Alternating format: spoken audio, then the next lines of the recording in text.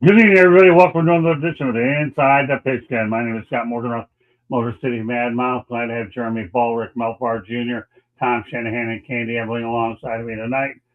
This what we have here tonight, the NFL teams making pre-draft moves, was where the chess game definitely starts. Everybody knows the crew, and this show will take a break until May 19th.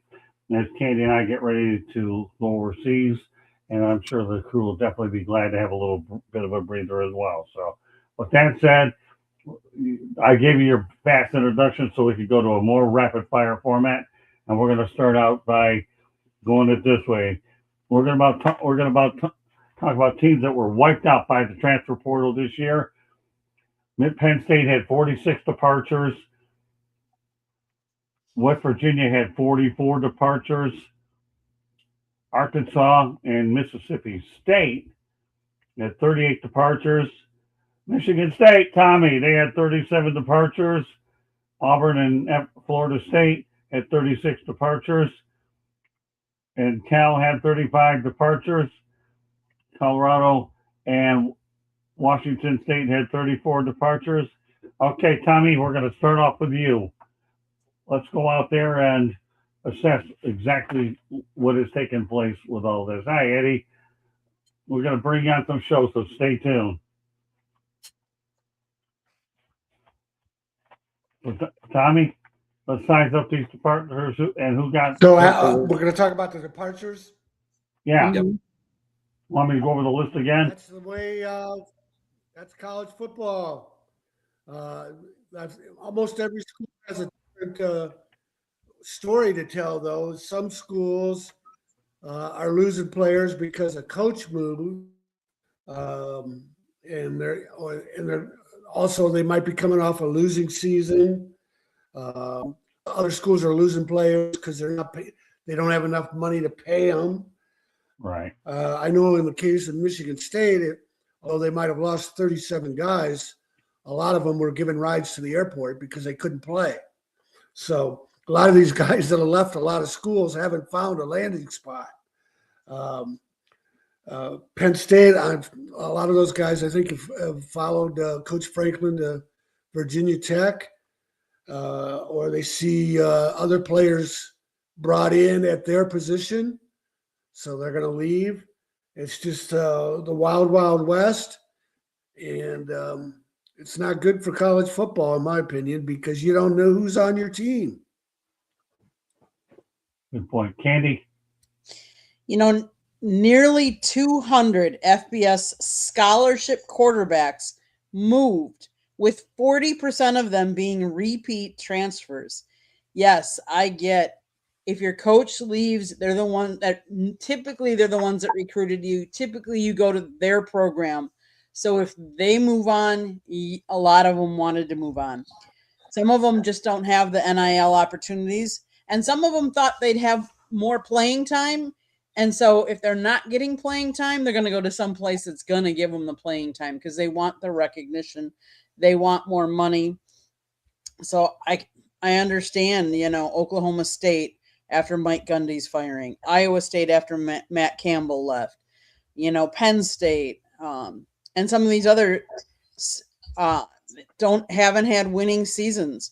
Florida State, look where they are after the last couple years. So I understand in this day and age. I mean, I don't like it transferring as much as they are, but I understand from their standpoint why they're doing it. Mel? Yeah, I think Tom hit the nail on the head, and I think Candy did as well. When you're talking about coaching changeover, you're going to have those situations when the coach leaves, players are going to leave because the guy who recruited them is no longer there. In some cases, they follow him. In some cases, they look for greener pastures elsewhere. We have a new coach come in. Obviously, he's not going to try to lose with the same players that just got the previous coach fired. So he's going to bring in some new players, some fresh blood. But this is just college football, the way that college football is right now. Even if there are no coaching changes, if you're not getting the amount of playing time that you feel that you deserve, then you're looking to transfer and hopefully get some playing time somewhere. Now, it doesn't matter whether it's college football, whether it's college basketball. You see this stuff going on all the time, and it's in both men and women's sports. I'm not really a big fan of it. I believe that you should make a decision to go to school based on where you're going to get a quality education, and how that's going to affect you for the rest of your life. These kids now are just going to school simply to they're chasing money and looking for the biggest paycheck and hoping to get an opportunity to play. Nobody wants to compete. Quarterbacks don't want to compete for starting jobs. They want to be given starting jobs. So they leave one place where they leave a place and go somewhere else and hoping that somebody will give them a starting opportunity. You can't develop as a player by doing things like that. Jeremy. Well, there was 4,543 total players that entered the transfer portal this year, and 1,002 of them have either no school available or as withdrawn from the transfer portal, as in they don't have a team. This is a travesty. This transfer portal, coupled with NIL, coupled with the coaches leaving and everything else, all of this is compiled to, once the recruiting's done, they won't have a school to go to. Yeah, see, one of my future guests that everybody should get familiar with, his name is Mike Kelly, who's working for I think the new Continental Football League is going to be on here at some point or another. Right now, he's so busy getting his league for him. And when he does come on, he has a league that a lot of these guys that end up landing to, so it's a good point. All right, let's talk about some of the undefeated college football teams since 2010. I'll list them. Obviously, we know about Indiana in 2025, being the latest. Michigan in 2023. 2022, you had Georgia. 2020, you had Bama. 2019, you had LSU. 2018, you had Clemson. 2017, UCF, although I will call that a pseudo national championship. Okay, because that's exactly what in their minds it is. 2013, you had Florida State. 2012, you had Ohio State. 2010, you had TCU. 2010, you had Auburn. And there you have it. So, with that said, okay, let's talk. Which of that group, which one do you think was probably the most interesting one, Jeremy? I'll let you start with this. I'm going to say Bama. Oh, yeah. Okay. Okay. Any reason? They've been the top dog for so long, and the fall off this year is what it is. But that was one of those years where they had a fall off and yet still prevailed sort of in the SEC. Okay. I like that answer. Great stuff, Jeremy. All right, Mel. I mean, I would say Indiana with the gauntlet that they had to go through in the Big Ten this past year, coming from where they came from, even though they had the phenomenal season the year before. But, the Big Ten is big boy football, the gauntlet that they had to go through in the Big Ten, and then what they had to go through in the college playoffs. And to be able to sustain that level of play week in and week out for the number of weeks that they played, I think it was 16 weeks. I think they went 15 or 16-0 this past year, and winning the Big Ten championship, playing in the Big Ten championship game, winning the Big Ten championship game. So I mean, that's a tough schedule. I mean and so I think that's very impressive, especially coming from where they came from, out of nowhere. Okay, Tom. Yeah, Indiana was a fun team to watch. Another team I guess I would mention is LSU. They were dominant in spite of Ed Orgeron as the coach. So that was pretty impressive. And then I've got to mention my hometown's team, Big Rapids, Michigan, Ferris State University. They've won 4 or 5 of the last NCAA Division II titles, and they were undefeated this past year after losing Trinidad Chambliss to Ole Miss. Okay, Candy. Yeah, I'm gonna be on the Indiana bandwagon here. Only 2 teams have ever finished 16-0. Yale back in 1894, and now Indiana in 2025. We never thought of Indiana as a football school. It was always a basketball school. And I think for Kurt Signetti to take the program like he did and turn it around so quickly, I think surprised a lot of us. Kudos to him being a good coach. And let's face it, there wasn't a ton of transfer portals on that team either. So kudos for him and Indiana. Yeah. Kinzer, good to see you, brother. All right, Jeremy, you're going to have to start. One of your responsibilities going forward, my friend, is I want you to start monitoring the chat room, okay? I am. He has done a little bit. Good job. That's okay. I want to keep you. How do you not go with Indiana? But my honorable mention will be Michigan, because that team with Jim Harbaugh was on a mission to win it, and they obviously followed through despite the coach getting suspended, and they had another guy taking his place. So anytime your head coach gets suspended, and they also cheating. And they were also cheating. I get it, Tommy. I know. Well, number one, you don't like Michigan anyway, so it doesn't matter.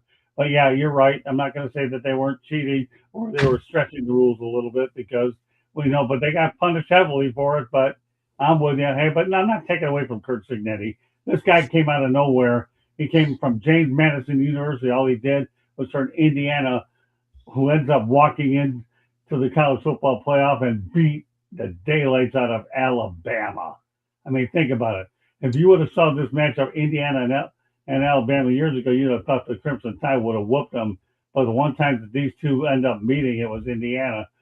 And it almost looks like the football team beating the basketball. I'm sorry, it almost looks like the basketball team beating the basketball team, and now you have football against football with Indiana coming on top. So I'm with it. I said honorable mention, Tom. I didn't say that was a primary one. I went with y'all. Okay. And it was in the okay, everybody's spoken on this one. Mm-hmm. Well, guess what? It's Dabo time, because actually Dabo Swinney came out and said that colleges need to do better with 98% of the college football players who won't make the NFL. Jeremy kind of alluded to that. Nobody wants to write about all these kids in the portal that aren't going anywhere. I believe college football is set up to roar 2% that can make it to the NFL. We should do better with the 98% that will not play in the NFL. Jeremy, you kind of tipped your hand on this. Now you can continue tipping it some more. Well, in the Power 5 conference alone, the number of transfer portal students uncommitted is 600. That's 60%. Group of 5, the AAC, Sunbelt, MAC, CUSA, and Mountain West are 300 to 350, and 50 to 100 are out of the FCS or Division II and JUCO colleges, as well as international players. But what he's talking about is the fact that only 2% of every roster combined through all of the divisions make it to the NFL. This isn't about who can't play in college. This is more about who can't play at the next level. You know, it goes back to the age-old adage, 1 in 10,000 kids get drafted.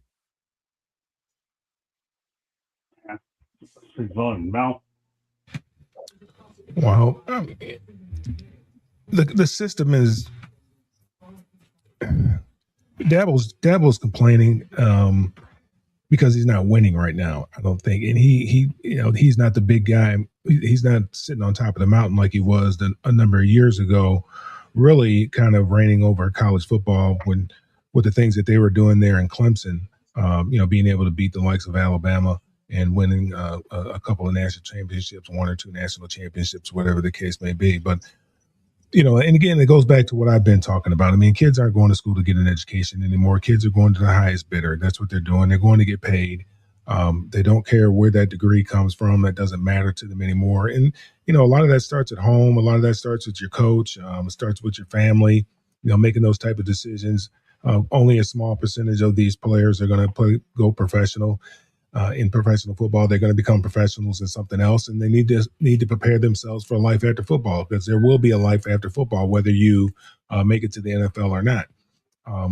And so those are conversations that coaches need to have with these kids. These are the type of conversations that my coaches had with me when I was in college, and hopefully these coaches are still having these types of conversations with these young kids now. Not all of them are going to make it to the NFL. The vast majority of them will not make it to the NFL.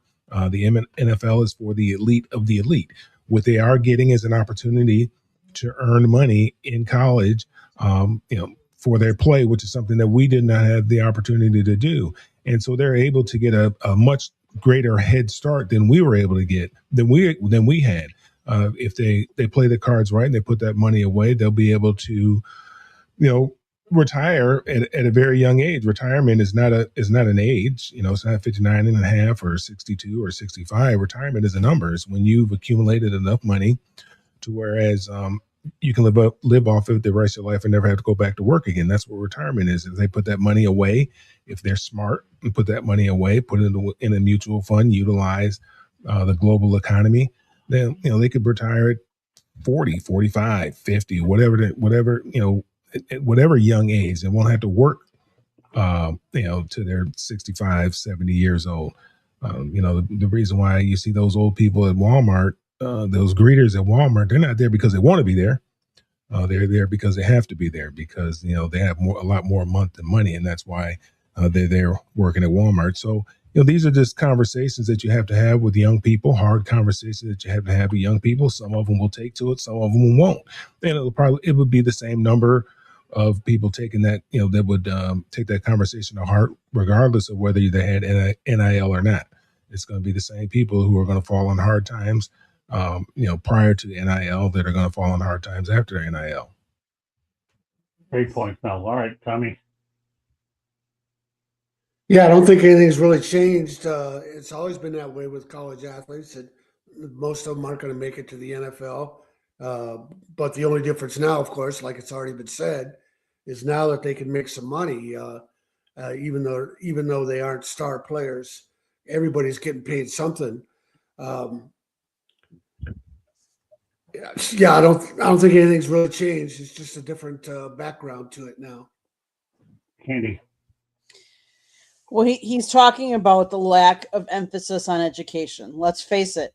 He believes the system should prioritize developing the 98% of players who won't play in the NFL rather than focusing solely on the 2% that do.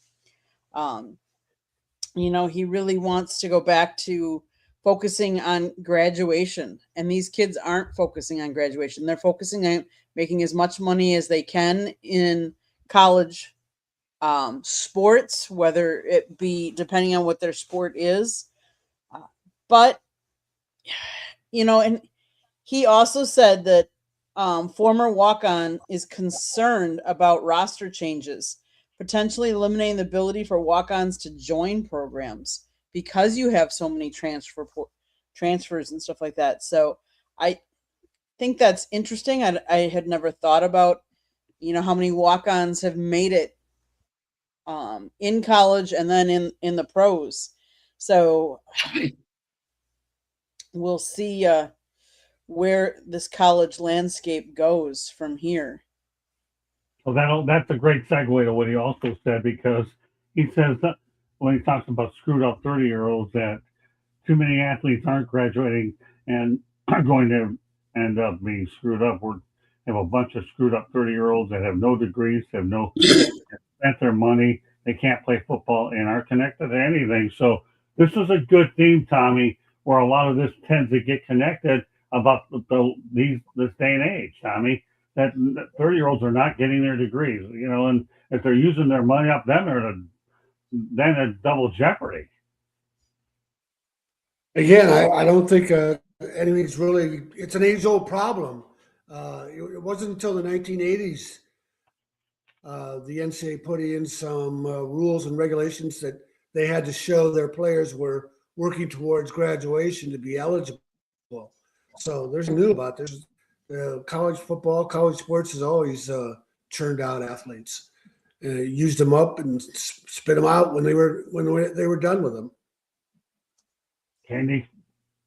Swinney has also, and I didn't realize this, he has the highest graduation rate in the country last season of all of the college football programs out there.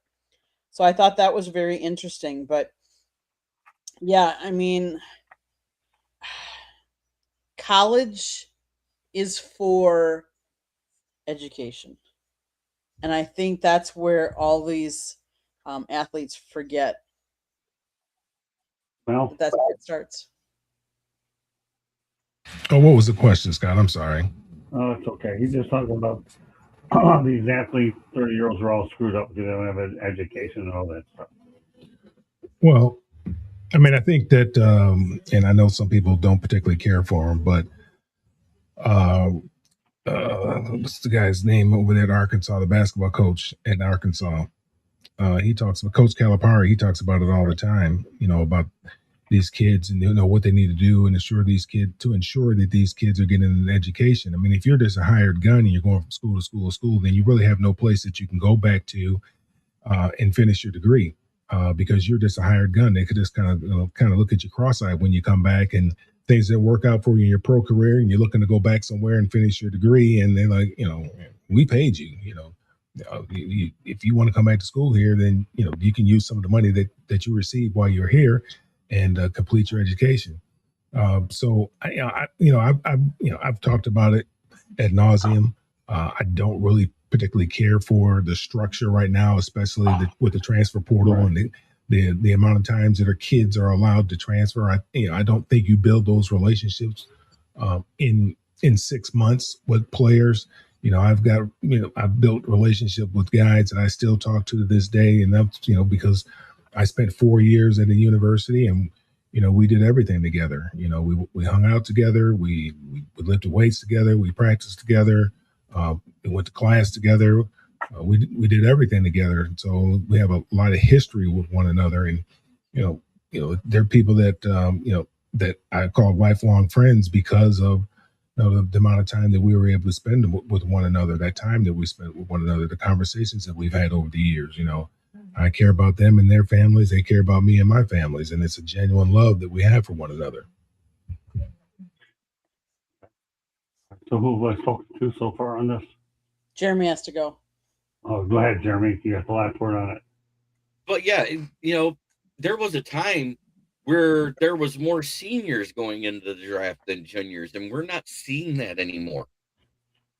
Because with the NIL, with transfer portal and bouncing from school to school, whether they get paid or not, these guys are getting out as soon as they're eligible for the draft anymore. There's very few that actually stay and get their degree.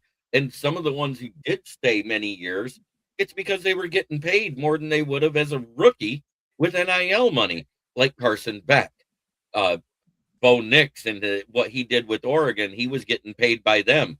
You had, what was the other one? Michael Penix. He was another one that stayed in late in school. It happens all the time anymore where either they get their degree and then not even have to go to college and get paid to play, or they're not getting their degree at all. And look at Laken Tomlinson, the guy that came out his junior year out of Duke.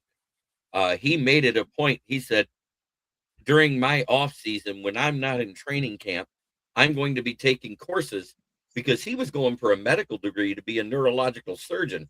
He graduated, I think it was 2 years ago, with his doctorate and his medical degree for neurological surgery, so he can start a practice as soon as he retires.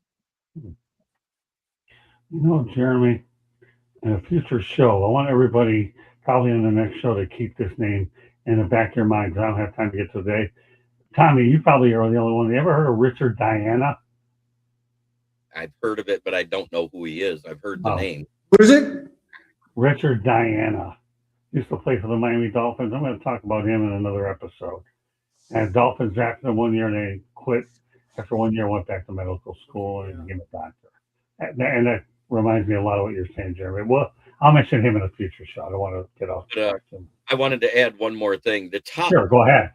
The top conference in college football for graduation rate, it's the Patriot League, the one with Army, West Point, Navy, Bucknell, Lehigh, Colgate, and Lafayette. They're at 94% graduation success rate for their athletic programs as a whole.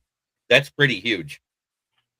Well, it is worth noting that as of January 4th, Clemson is actually being aggressive in the portal. So I guess it's safe to say they finally had to figure it out. We don't need a lot of time on this one. Are you glad that maybe Dabo Swinney got it right? Because I'll tell you one thing: the kid that we had on, what's his name? Adam Randall, Adam right? Randall. Right. So he obviously was thankful for Swinney, but I think when you think about it, you think Sweeney's finally getting it now that he's being more aggressive in the portal. Jeremy, we'll start with you. I do think he's embracing the portal because now Clemson is starting to lose players to the portal. So they have to recoup those extra losses than just seniors who graduate. Okay. Mel? There was a question in there. I'm sorry. Yeah. No, it's okay, Mel. We're talking about Clemson finally embracing the portal and Dabo Swinney dabbing into it. Well, we talked. I think we talked about this before. He either got to, go along or get out the way. I mean, everybody else. This is what everyone else is doing. Now, I understand his philosophy. I mean, he wants to give his guys an opportunity, but that's not what everybody's doing. Not everybody's playing by the same rules. And if you're playing by a different set of rules and you're trying to do things the way that you feel are the right way, because you're Dabo Swinney and you think that you are one exceptional coach, you are better than every other coach out there. I mean, as great as Nick Saban is, he embraced the transfer portal.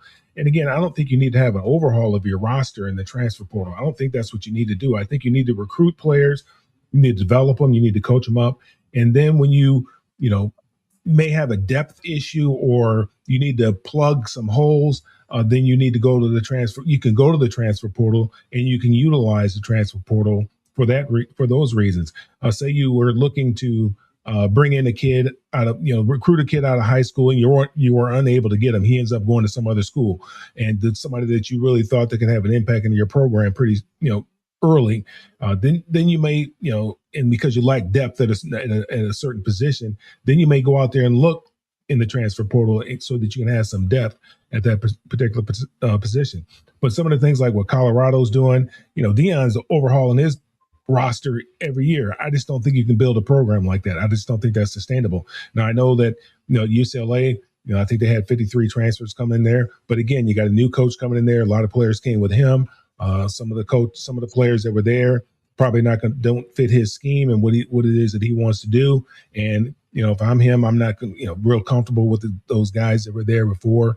And and the record that what they put out there in the field last year, what they put on film the previous year, I'm probably not all that impressed with it. So I'm looking to replace some of those guys. And God bless them if they want to stay, they can stay. But if they want to leave, God bless them too. I wish them nothing but the best. But I don't think that you build out your roster through the transfer portal. I think you just plug in holes through the transfer portal. That's how I would look at it. Well, I agree with you, Mel, because number one, when you're in the NFL, you're talking free agency or Major League Baseball, you want to try to find that 1 or 2, 3, 4 missing pieces that allow you to get over the top. So I'm all there with you, Mel. Tommy,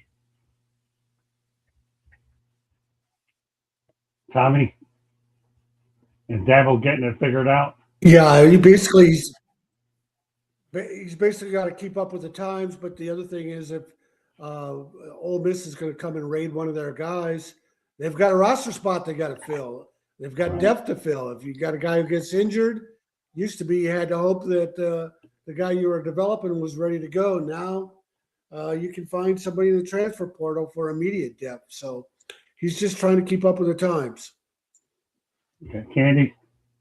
Dabo maintains highly selective, reluctant approach to the transfer portal. He prioritizes high school recruiting and player development, which we've talked about that you not seeing as much over these quick fix transfers. Obviously, Clemson suffered some significant departures, 14 players left in early 2026. So he has to use the portal only to fill specific critical roster rather than overhauling the whole team like Mel had talked about. He doesn't like the transfer portal, but obviously he has to use it to his benefit. If he has holes, he has to fill them. So after losing 14 players, he's going to have to figure out what he needs. He decided not to go to the transfer portal for a quarterback. He is trying to develop from what he has already recruited within his program, which we have said we have said that a lot of the coaches aren't doing that. A lot of the coaches are doing transfer portals, but player development is one thing that I'm going to give him credit for, because that's something that I think a lot of them are missing these days. Yeah, and Darold Swinney, I've never met him, but I hope to at the ACC Media Days in July. I'm definitely, after speaking to him and getting to know him these last few weeks through everything I'm hearing, he's a guy I certainly want to get to know a little bit more. Tommy, you've met with Dabo before. What kind of a person is he? Sure you have. Well, I think Dabo's a great guy. He's trying to stick to the old way that college football was, and at some point he's got to realize you can't do that. The game is changing.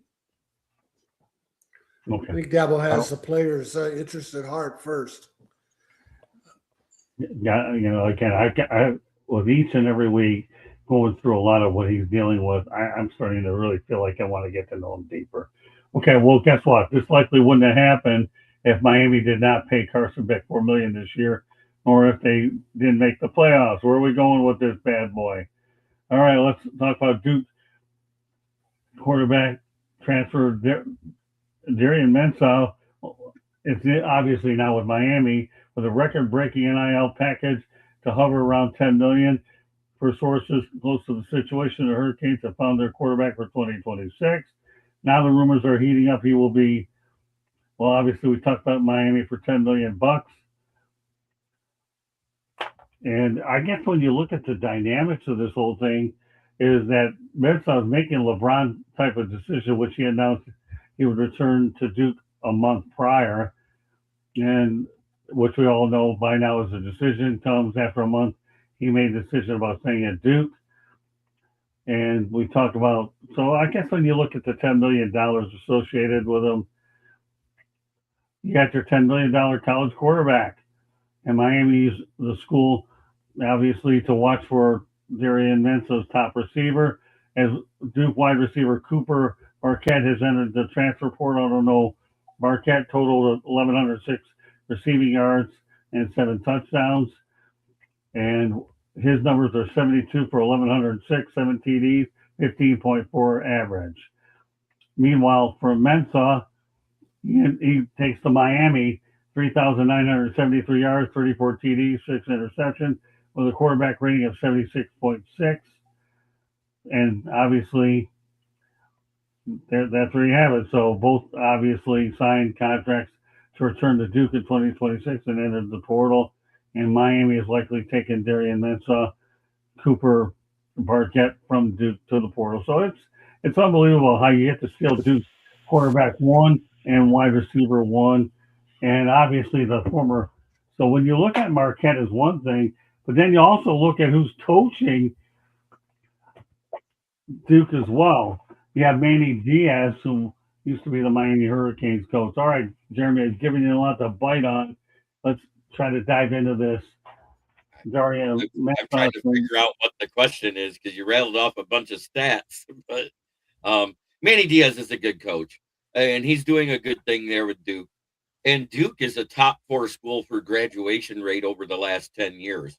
So there's another school that likes to develop their players. Yeah, and the question was, I was just basically giving you all the facts between Mensah and now Marquette. So how they're trying to get their top 2 is really what it is. So when you can go ahead and take their top 2 players, that's pretty impressive work, isn't it? Oh, yeah. I mean, that's somebody doing their homework, and whether they gave them NIL or whatever, or they said, hey, we actually develop our players here. You'll actually get your degree. You'll be able to play a few years. You're not going to be just a one and done guy. No. So the kid, he's not at Duke, right? He's at Miami. He went to University of Miami, right? The Miami in the portal. The guy started out at Tulane, was at Tulane for a couple of years, and then he went to Duke and was at Duke for 1 year, put up some respectable numbers, I guess. And now he's got a big payday at Miami. Now I can't believe that they That they're giving him this kind of money. It says Duke gave him 2 years, $8 million. He had a 2-year, $8 million NIL contract with Duke, and we know Duke is a very good school. Going to Miami, obviously, there's going to be a lot of expectations, and there's going to be a lot more pressure there at Miami than he would have at Duke. But also, is going to get a lot more visibility too. I mean, he has pretty good size. He's about 6'3", but he started off at a small school. So I mean, here's a guy that obviously needed some developing. He redshirted his first year at Tulane, didn't get an opportunity to play his redshirt freshman year. Put up some good numbers, parlayed that into an opportunity at Duke. I guess, again, put up some good numbers, and now parlayed that to an opportunity at the University of Miami. Here we go, the new world of college football. Tommy?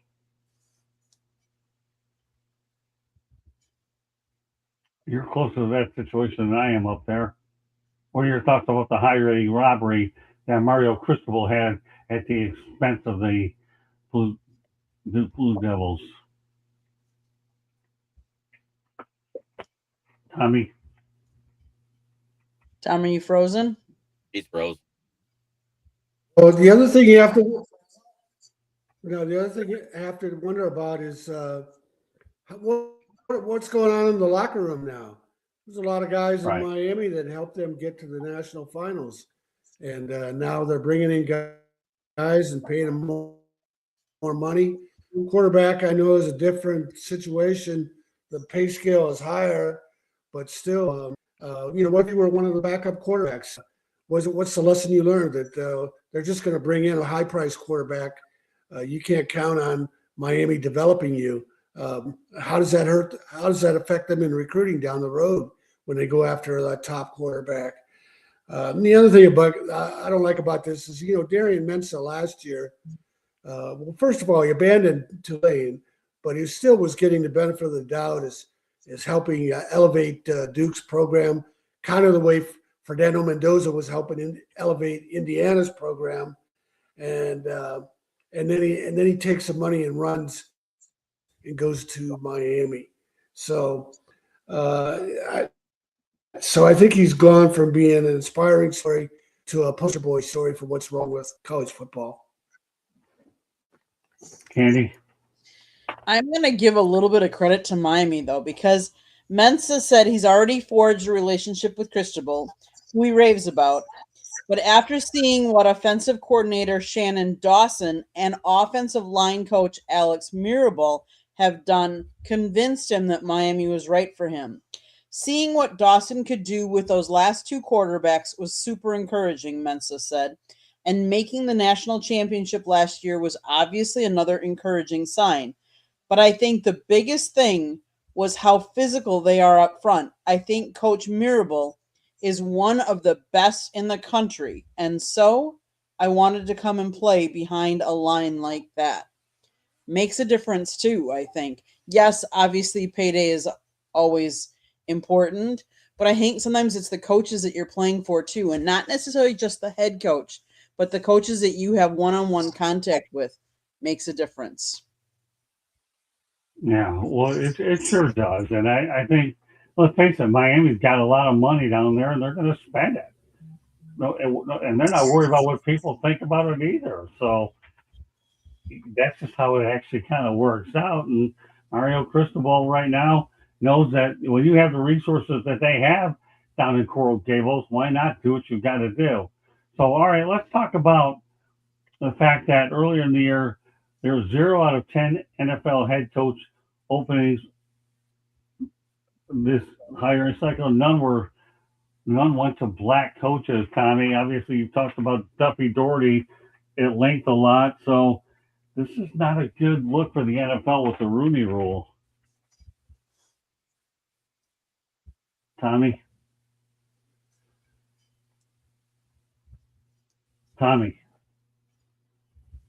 Well, whenever they do bring up this issue, the only guy they talk to is Tony Dungy, the media, to get his quotes because he was the black coach who won a Super Bowl. What about all the guys like Jimmy Ray and Sherman Lewis, who were longtime offensive coordinators and never got a chance to be a head coach?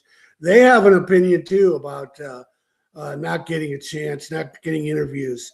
But the media does the lazy thing, and they just go to Tony Dungy all the time. There's other guys that deserve to talk about this issue. And Jimmy Ray, Sherman Lewis's health isn't good now, but Jimmy Ray and Sherman Lewis, Duffy Doherty gave them their start as assistant coaches at Michigan State. They kept moving up into the NFL. They were offensive coordinators, and they never got a chance. So their opinion is as relevant as Tony Dungy's is. Andy? You know, 0 were hired, despite approximately 70% of the players being African American. The league entered the 2026 season with only 3 black head coaches. And the other interesting tidbit, there is a list of 11 teams that have never hired a black head coach. Do I think, is it fair?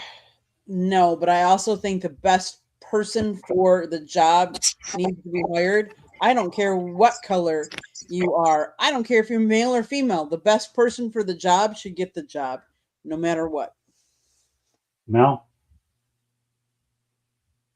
Well, I mean, I think we've talked about this before. It's kind of the good old boy network. And then now it's just kind of the way the climate is right now. I mean, they're even trying to pass legislation down there in Florida to do away with the Rooney Rule, saying that somehow or another it adversely affects, the white coaches.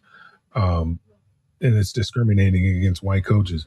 And all the Rooney Rule is designed to do is give guys an opportunity to have a conversation, and that may not have otherwise happened. That's what the Rooney Rule was intended for, and to give black head coaches or black coaches an opportunity to initially go through the interview process and see what that interview process was like. And, hopefully, people would close their eyes and hire who they felt was the best candidate based on the interview. Now, the climate that we're in right now with the administration that we have right now and on all the different things going on, and woke all of a sudden, being aware and being woke, as they like to call it, is now a bad thing. These owners, they're going to hire what's familiar to them. And until we have a change in ownership, whereas we have some African-American owners, this really is not going to change. It's going to continue to hover around the same number that it's at. It's going to be a minority of the coaches that are going to be getting those jobs, because these jobs are premium jobs and they're high-paying jobs. And, it probably bothers some people. They have to swallow real hard when they hire or when they see an African-American coach get hired, and you have to pay them the type of money that you're paying them. We know that it's not because of a lack of candidates. We know it's not because of a lack of competence. It's simply because they just choose not to do the right thing. And, we see guys, these retreads get hired over and over and over again, right. Get 2, 3, 4, 5 opportunities, never win, don't win anywhere they go, but they still get an opportunity. Names get brought up, and their names may go quiet for a minute, but then all of a sudden right. Their names get popular again because they might have done something special with one particular team, or just feel like because there's a familiarity with this individual, that they'll go ahead and hire them because they can sit down and eat chicken wings and nachos and have similar types of conversations. That's probably the best person for the job. But it's simply a change. It's not because there's a lack of candidates or competent candidates. It's simply because we need to have a change in ownership. That's it. The ownership needs to change. So in other words, there needs to be more African Americans owning these sports franchises, and they're becoming more and more expensive to own. It's becoming more and more difficult to own. And it's just kind of the good old boy network, and I just don't see it changing anytime soon. Jeremy? Before I make my comment, Eddie Fraser mentioned Brian Flores not getting a head coaching job as criminal. The reason why he didn't get any offers this year, it's not because he didn't deserve it. It's because as long as he has an open NFL case where he's suing owners, he cannot take a head coaching job. Right. They cannot interview him. They cannot do anything with it.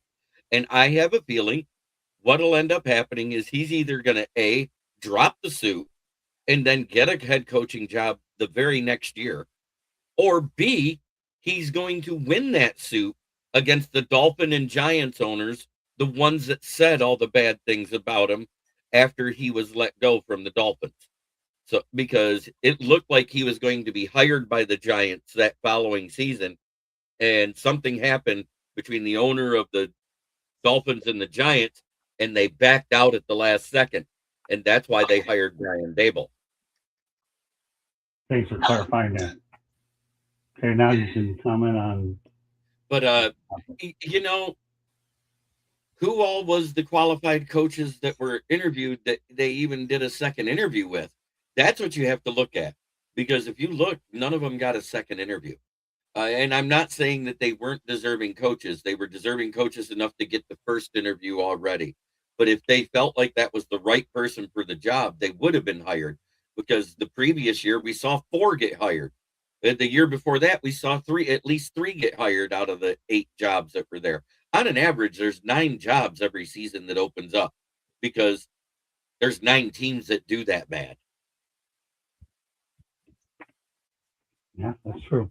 All right, you want to talk about a good story that came out of the Super Bowl? I'll give you one, because these 2 guys started as teammates at North Dakota, and they became Super Bowl champions. The people I'm talking about are the walk from a shared college apartment in Fargo to the center of the field of Super Bowl LX is a path very few people ever get to travel. A few years ago, Gray Zabel and Jalen Sundell were roommates at North Dakota State, grinding out the FCS season, dreaming of the league. And guess what? They're both Super Bowls. All right, Jeremy, that's quite a story, isn't it? Yes, it is. It's a great story, going from a championship Division II school to being NFL champions with the Seahawks. Great story. Mel?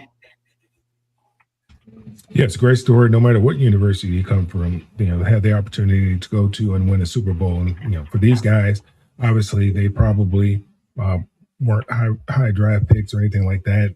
And for them to have the opportunity to make a football club and then go to a Super Bowl, I don't think it doesn't get any better than that for them.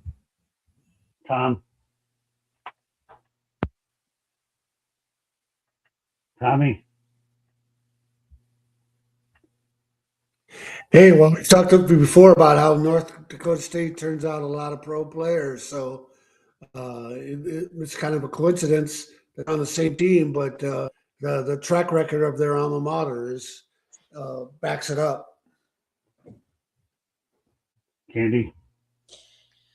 Yeah, how cool is it that you went to college with somebody and then your paths meet again and you win a Super Bowl? I mean, you form such bonds in college, so I think that's only fitting and kind of cool.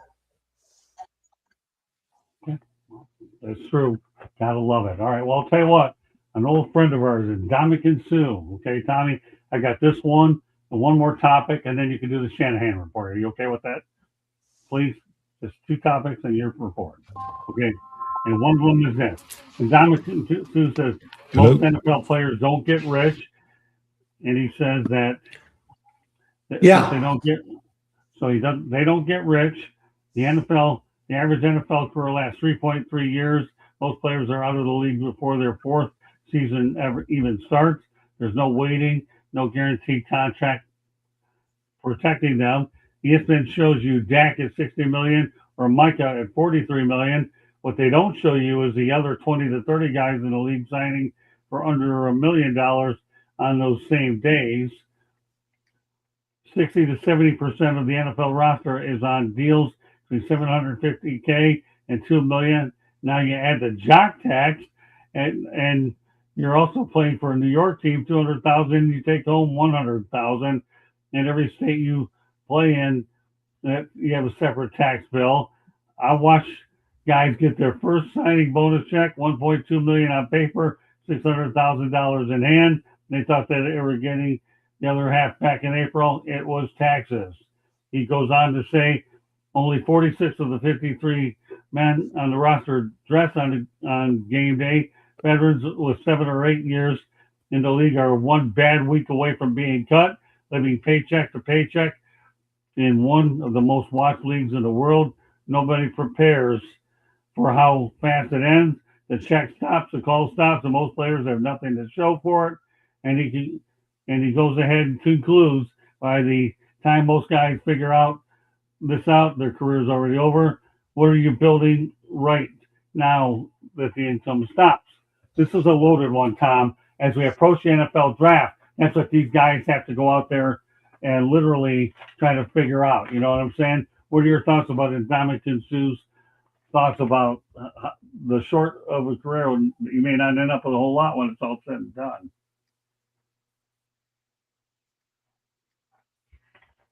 Tom? Tommy? Tommy? Tommy, you frozen? I seen him moving. Yeah. Well, I didn't catch. It broke up a lot on me. I didn't catch most of the question, but I think you're talking about Sue saying most NFL players aren't rich. Hey, most Jeremy, people coming do out me a of favor. college don't Summarize get the a lot NFL of what I minimum told. of 700,000 or whatever. Right. Jeremy, give him an overview of what I just mentioned. Maybe you said to get back so to Basically, basically what he's I don't have any saying. sympathy for an NFL guy blowing his money. Basically, what he was saying is how the rank and file players don't make as much as the top 46 on a team. Let's face it, every team has 70 players on it when you add it up. It's 69, actually. 16 practice squad players. Most of them don't make $1 million a year. And anybody below 2 million is more of the rank and file. They are the rotational players at the back end and maybe only special teamers. So I get what he's saying.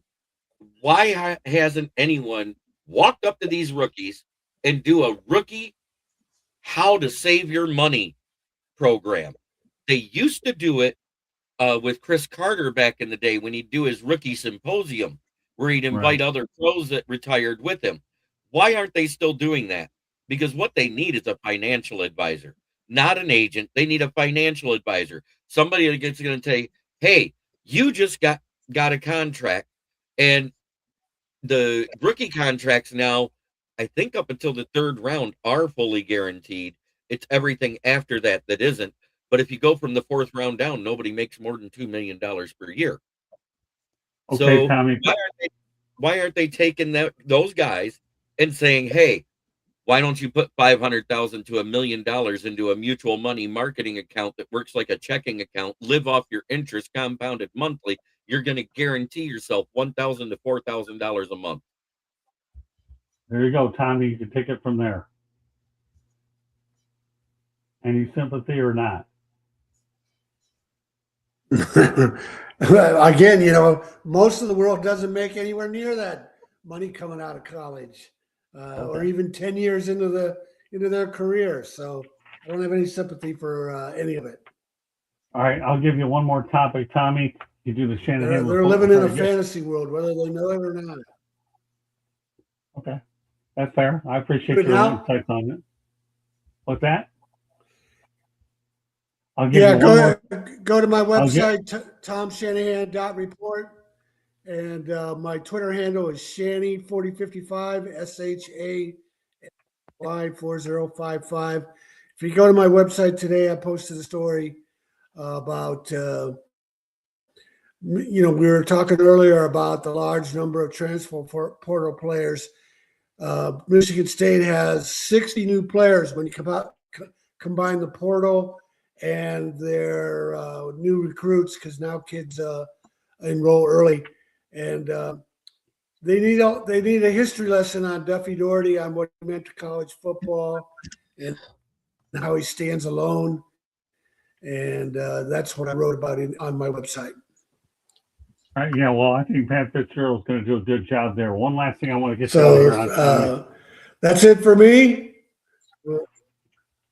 Okay, well, I'll tell you what, Tommy, what we'll do is the one topic I want to hold out for you tonight. I'll send you that story to my website. I'll include the one topic on tonight for tomorrow's show, and then we'll get you out of here on time. How's that, my friend? All right? Okay, you're breaking All right. up on me. All right. Have a good night, Breaking up. Tommy. God bless. On me, Thanks. but I'll go. Okay. All right, Jeremy, you might as well finish off the topic about what I mentioned about the about what we obviously are talking about with Ndamukong Suh.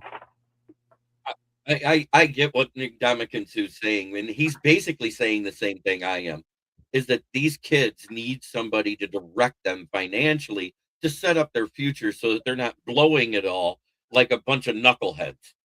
Right. He's on point. Candy? You know, these guys make a lot of money, yes. Do they have advisors available to them? Yes. Do they seek them out? Probably not. But there are advisors that are available for them. It's tough because let's face it, when everybody else goes out in the world, do they get this kind of money so early? No. But the other thing is NFL has a short life though too. Most of these players only are playing 3, 4, 5 years. And are they making enough money for them to retire for the rest of their life? No. So they've got to make sure that they are saving some of that money for later on and for them to set them up to find another career after the NFL. My thing is that if you look at these signing bonuses these rookies get outside of the UDFAs, all of them are over $1 million. That's paid up front. Yes, it's stretched out over the contract to make the cap hit less, but they could invest that money immediately and still have their game checks. If they did that, it's not a capital gains tax because it's income. So it would be taxable income. So it's already taxed. You take that tax dollars and like I said, you make them split their money in half. The 7th round guy gets a $2 million guaranteed signing bonus.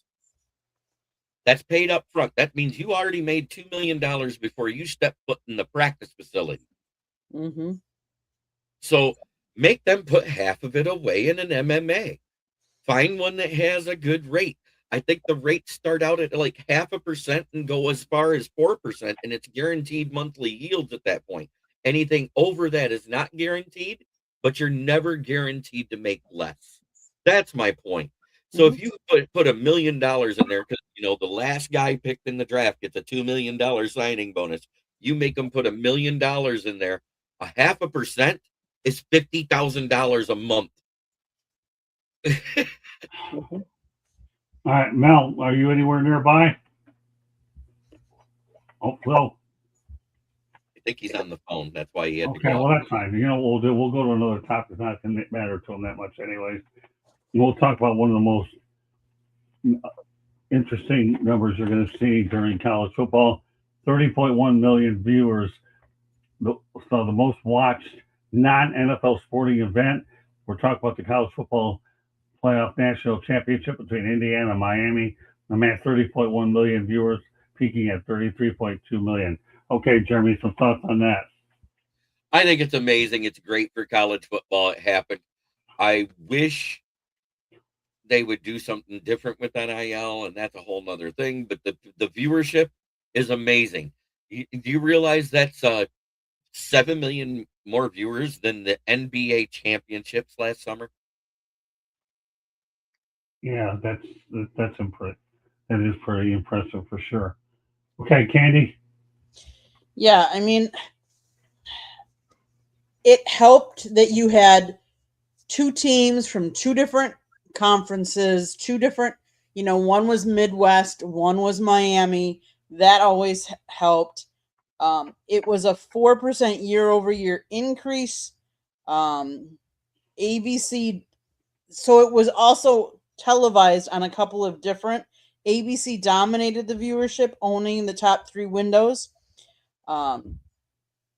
It was the highest viewership in 11 years for the national championship. So kudos to them. I think part of it was how many people wanted to see the Cinderella story of Indiana and the fact that they went 16-0. Like, could they do it? against a historic program such as the Hurricanes. And let's face it, the NFL markets football very well. Piggyback CFP, 30.1 million viewers. Not a bad haul. Okay, well, you know what? There's no question that, and they did it at Hard Rock Stadium where Miami had home field advantage, or did they? But that said, we're going to go to a station break. Hopefully, we'll get Mel back on as we have a couple topics I want to get his opinion on. Go ahead, Candy. South Florida Tribune Publishing Company published a book, Lessons from the Microphone, Tuning into the Enduring Wisdom of Visionary Leaders. It is written by our host, Scott, the Motor City Madmouth Morganroth. Talks about his 40-plus years in the media and how it has evolved and changed. Go get your copy today. It's available on Amazon, Barnes & Noble, Kindle, Google, and Apple Books. There's also a link on our website, and the audiobook is out as well. So whichever way you'd like to read it or listen to it, it's available. Go out there and grab your copy today. As far as our website, www.southfloridatribune.com, we have a plethora of great content on there. Jeremy writes, in fact, he's going to have one last draft profile that it will be going up tonight. He's written a bunch of them, so go to his spot on our website and find out all the different draft prospects that he wrote on. He wrote on a whole bunch of them, so definitely go check that out. I counted 22 so far. This makes 23. Good for you. So anybody, if you're interested, go check those out on our website as well. If you like to listen to podcasts, you can find us wherever you get your podcast. If you want to advertise or you want to be a guest on the show or have topic ideas and you don't come in the chat room, you can always email us at southfloridatribune@gmail.com. And last but not least, if you see that red subscribe button in the lower right-hand corner, that means you have not yet subscribed to us. Or if you're watching on Jeremy's, please subscribe to us. And if you're watching on ours, please subscribe to his as well. We both obviously are giving up our time to do this. We would hope that you are enjoying it. We would ask that you would subscribe to both channels as well. Monday nights, we talk baseball. Tuesday nights, we talk football here. Wednesday nights, you never know what we're talking about, so definitely tune in. Thursday nights, again, sports wrap. It's going to be either soccer or hockey. And then we are going to be on a hiatus for the next couple weeks because the NFL draft is Thursday night, so Fire Up will not be on. Jeremy will be doing on his channel, though, so definitely tune in on his channel after you've watched sports wrap on ours. Then you can go over to his for the draft. And then the next 2 weeks, we will be taking a little hiatus, although our channel will not be taking a hiatus. There will be still some programming on there. So make sure you have your notifications turned on for both so you are notified every time we go live. Back to you, Scott. All right, great. So, Jeremy, we have a few moments. Why don't you go ahead and give everybody an overview about what your segment is today, and the floor is yours. Thank you. I wanted to talk about one Mr. Draft Profile I wrote today, a IPP player who's never played a snap of organized football. It's U.R. Bernard, the defensive tackle out of Nigeria. You may have heard of him because everybody's raving about his IPP combine he did last week. This kid ran a 4.62 40. He had a 10'10" broad jump, and he has 10-inch hands with a 39-inch vertical. What's amazing about that? He's almost 6'5" tall and weighs 306 pounds with only 6% body fat. Usi Umunyoria was the Osi Umunyoria, the old defensive end from the Giants, who is the one that does the scouting for the IPP over there in Africa. He's the one that found this kid. And just to put that in perspective, a 4.62 is the fastest defensive tackle in the draft this year. And he scored a perfect 10 by Math Bomb's RAS score. and he looks like he will be a one gap penetrator, but he has the speed to make up from behind if he misses. If he's put into a system where he's in a 3-4, he will fail because he cannot be just a nose tackle. He has to be put into a gap. So he fits a 4-man front system. So if you think about that, he's going to fit teams like the Lions. He's going to fit Tampa Bay, who uses a hybrid defense, both 3 and 4-man fronts. He's going to fit the Jags. He's going to fit Seattle's defense. He's also going to fit the 49ers defense. A lot of the other defenses have gone to more of a 3-4 hybrid, which means they use the 4-man front sparingly, and it's usually by dropping a linebacker in rather than an extra defensive tackle. Okay. Great stuff. All right, let's go back to Mel. Glad you're back, Mel. A couple of things I want to get you up to speed on. Yeah, sorry about that. I had to take that phone call real quick. Oh, that's Appreciate not a big deal. That's okay. We work our way through it like we always do. So let's talk about the 30.1 million viewers, most watched on NFL sporting event. That was the college football playoff national championship game between Indiana and Miami, which amassed 30.1 million, peaking at 33.2 million. What are your thoughts, Mel? How that one played out? That was just unbelievable, wasn't it? Well, college football, it's a big deal. Football in general is huge here in this country, and college football is huge. And the national championship game, the way that they've done it now with the playoffs, the first week is not all that competitive, but the second and third, maybe fourth weeks get a little bit more competitive, and the national championship game is always obviously very compelling. Particularly this year, we had a team that had an opportunity to go 16-0. Miami, who did not even win their conference and didn't play in the conference championship game, but got on a great run at the end of the year in the playoffs, and played their way into the championship game. Miami being back there, the U being back, everybody's really excited about that. You had another team other than Alabama or Georgia or Ohio State playing as well. A team that historically has been horrible at football, has been known as a basketball school. So I think it made for compelling storylines, made for compelling television. And I think that's why you got as many eyeballs on that game as you did, because you had a team that came out of nowhere with a quarterback who's a little quirky, but they're an outstanding story. And then the U, with the U coming back to prominence again, I think that made for a great television, great theater. Okay, now you want? We talked about Ndamukong Suh. I don't know how much of that you heard. You want me to go over everything with you real quick? Ndamukong Suh. Ndamukong Suh. He says most NFL players don't get rich, and he goes on to say that 70% of them of the league on shorter non-guaranteed deals, taxes, and fees take massive bites out of those multi-million-dollar salaries. When the world expects you to spend like a superstar, but your career only lasts 3 years, the math disappears fast. It's not about what you make; it's about what you build for decades to come. I'm going to go over some things that Ndamukong said, then you can react. Okay, the average NFL career lasts 3.3 years. Most players are out of the league before their fourth season even starts. There's no pension waiting, no guaranteed contract protecting them. ESPN shows you Dak at 60 million or Micah at 43 million. What they don't show you is 20 to 30 guys in the league signing for under $1 million on the same days. 60 to 70% of an NFL roster is on deals between 750K to 2 million.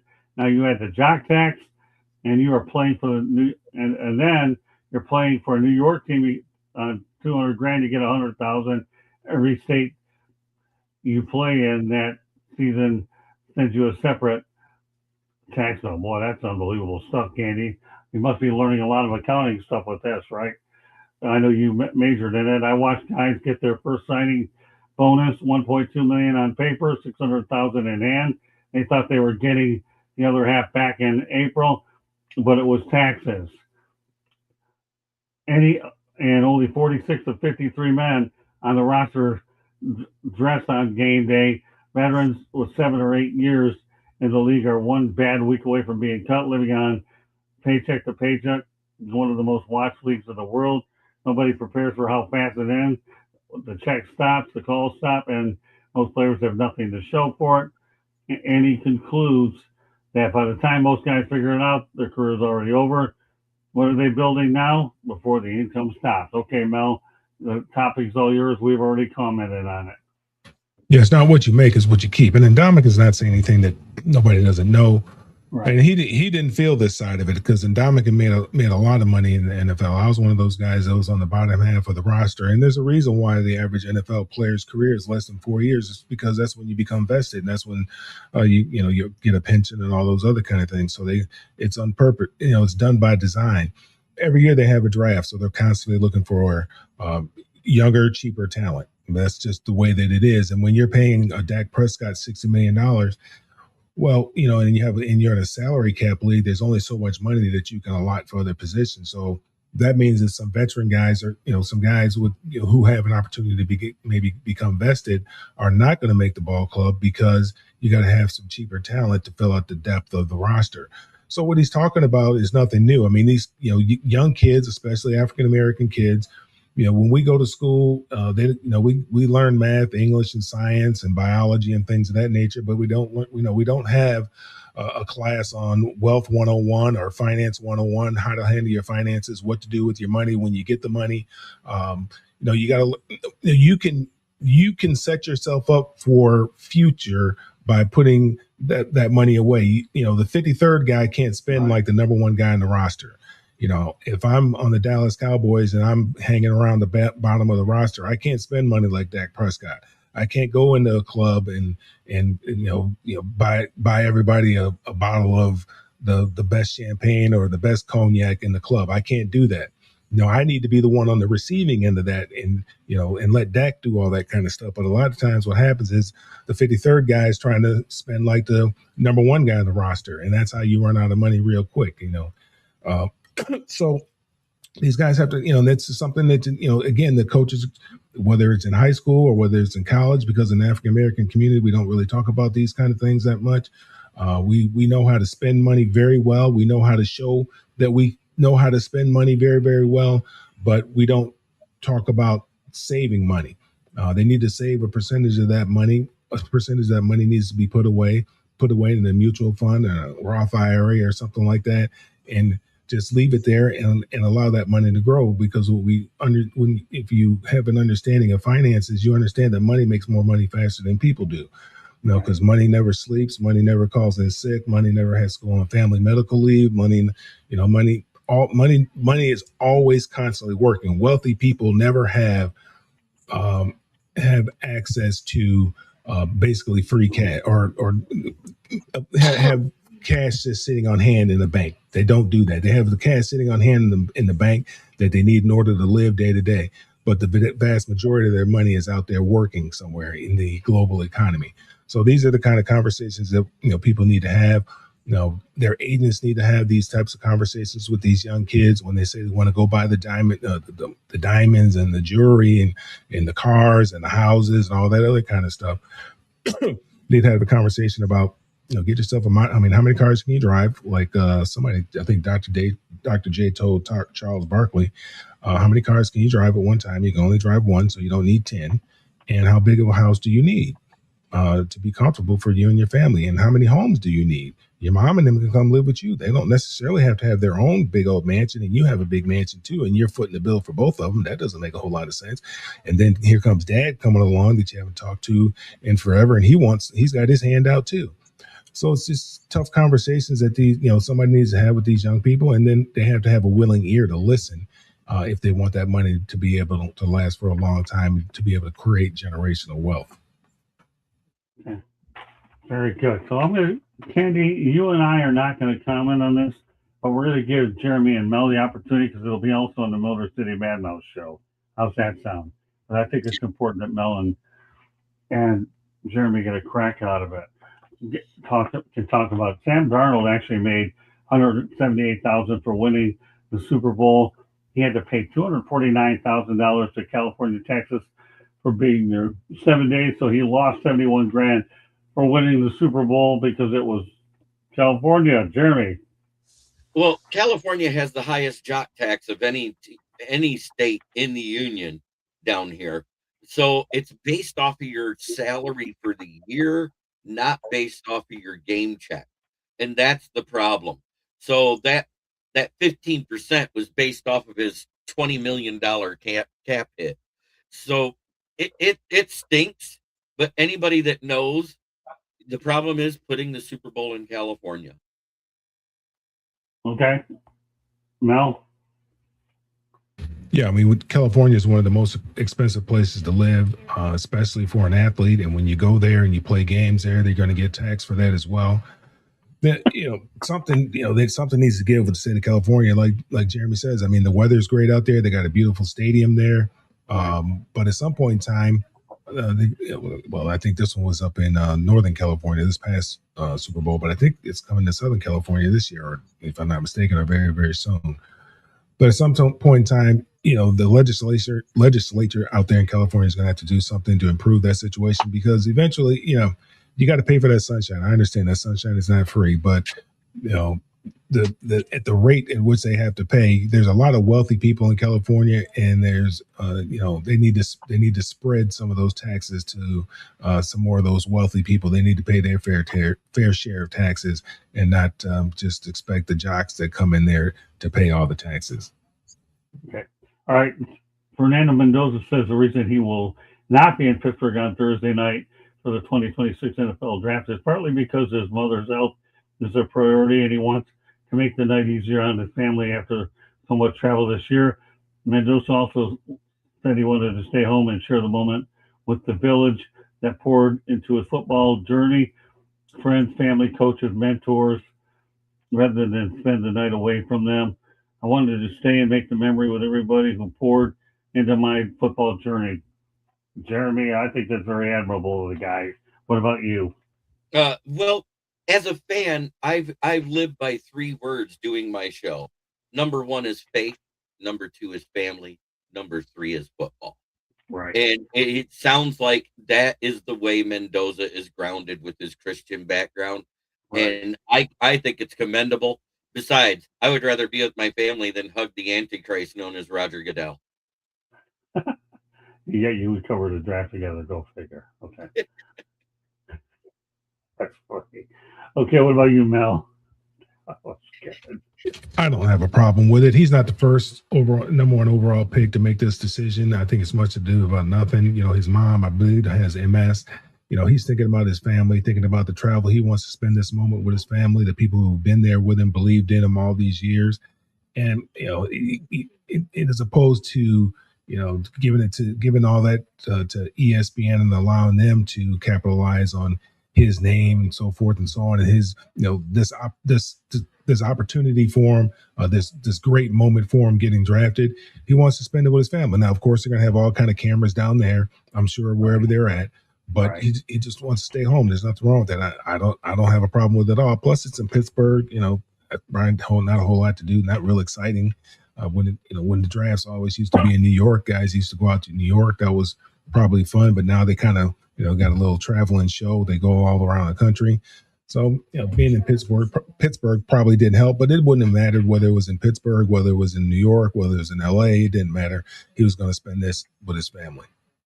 Candy. Yeah, as I've sat here and thought about it, you know what? I'm not going to make a big thing out of it. It's completely personal. It's up to him whether he wants to be there or not. Is it his moment? Absolutely. Is it his moment that he could be on stage? Yes. But if he chooses that he'd rather be home for other reasons due to family not being able to travel, I mean, we don't know all of the story behind it. Maybe his family can't travel. We did see his parents at the national championship game. But maybe she can't travel now. And, if he wants to stay home and celebrate it with them, I'm sure they're going to bring the cameras into his living room for him to be on camera. So we'll still get to see him. We'll still get to see, his reaction. Kudos to him for not falling to peer pressure and to be able to stand on your ground and be able to make the decision what you feel is best for you. Amen. Yeah, like I said, I don't have a problem with it at all. I think it's commendable by the young man.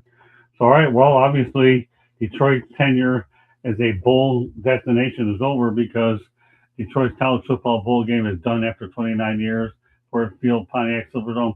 It's too bad, Jeremy, but I'm not surprised that this took place.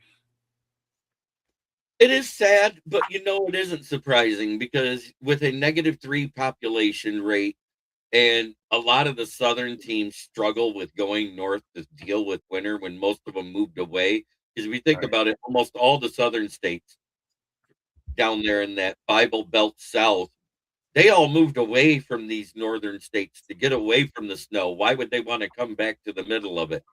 And when we get ready to do my personal take, I have my first and only mock draft for KCB Network that I want to put up here, and I'll go over it with you. Okay.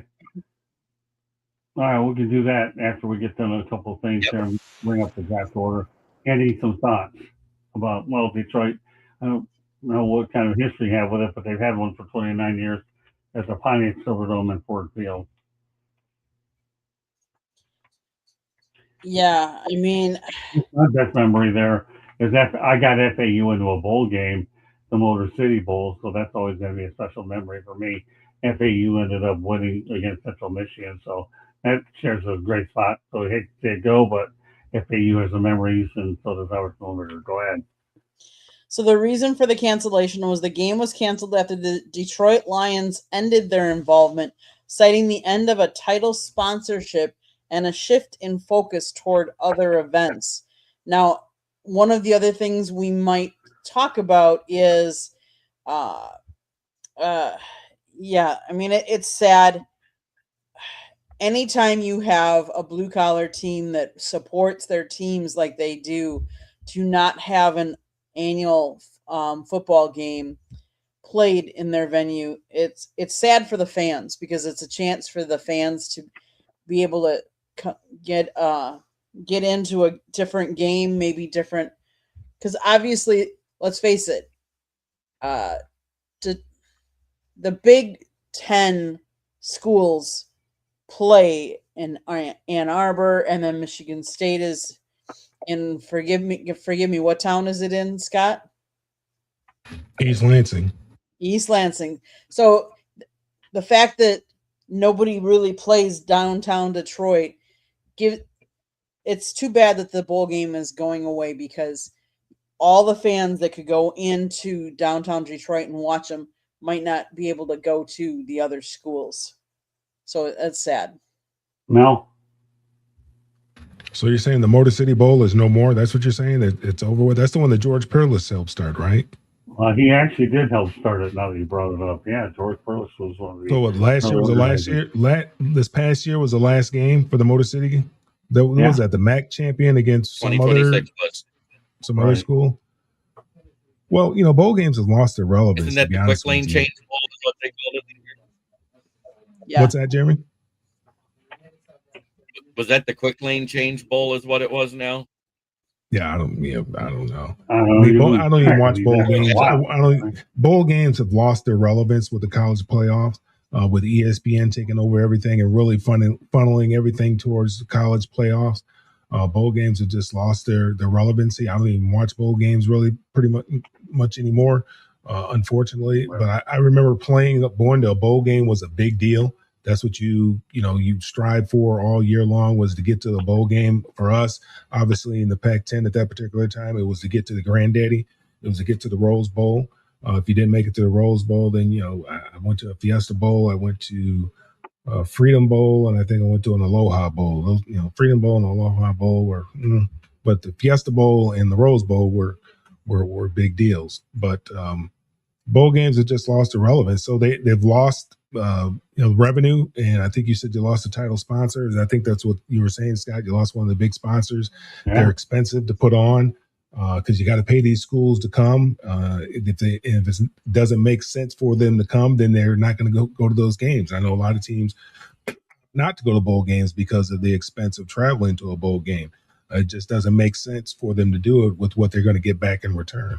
I hate to see it go because it's another opportunity for some seniors that they're going to lose to have one last game out there with their fellow teammates. So it's unfortunate, but it's just kind of the way college football is going right now. Okay. All right, let me go with the NFL draft order. Jeremy, I'll get to your segment about that afterwards, but I want to make sure I get some of these other topics in.